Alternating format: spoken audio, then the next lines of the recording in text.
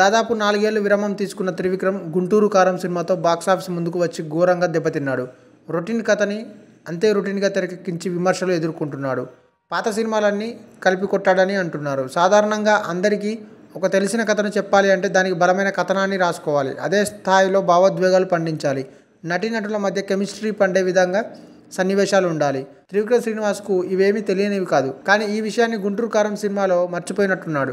ఆ సినిమాలో చక్కని స్క్రీన్ ప్లే రూపొందించి ఫ్యామిలీ ప్రేక్షకులను ఆకట్టుకున్నాడు.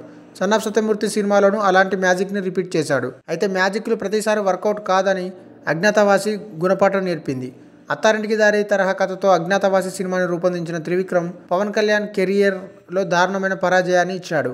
ఆ తర్వాత అరవింద్ సమేత సినిమాతో గాడిలో పడ్డ త్రివిక్రమ్ శ్రీనివాస్ అలవైకుంఠపురం సినిమాతో బాక్సాఫీస్ వద్ద తిరుగులేని విజయాన్ని నమోదు చేసుకున్నాడు. అయితే దాదాపు 4 ఏళ్లు విరామం తీసుకున్న ఆయన గుంటూరు కారం సినిమాతో బాక్సాఫీస్ని షేక్ చేస్తాడు అనుకున్నారు. కానీ అందరి అంచనాలను వమ్ము చేస్తూ ప్రేక్షకుల సహనానికి పరీక్ష పెట్టాడు. గుంటూరు కారం సినిమాలో కథ విషయంలోనే త్రివిక్రమ్ తప్పు చేశారు.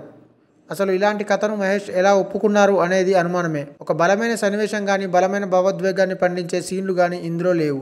చిన్నప్పుడు తనను వదిలి వెళ్ళిపోయిన తల్లి గురించి తపన పడే పాత్రలో మహేష్ బాబుని బలంగా చూపించాల్సిన త్రివిక్రమ్ కేవలం గుంటూరు హైదరాబాద్ మధ్య చక్కర్లు కొట్టించే పాత్రధారిగా మాత్రమే చూపించాడు. రమ్యకృష్ణను 2-3 సన్నివేశాలకు మినహా పెద్దగా వాడుకోలేదు. జగపత్ బాబుకి పెద్దగా ప్రాధాన్యత ఇవ్వలేదు. ప్రకాష్ రాజ్ క్యారెక్టరైజేషన్ సరిగ్గా లేదు. ఇక మీనాక్షి చౌదరి అయితే ఎందుకు ఉందో అర్థం కాదు.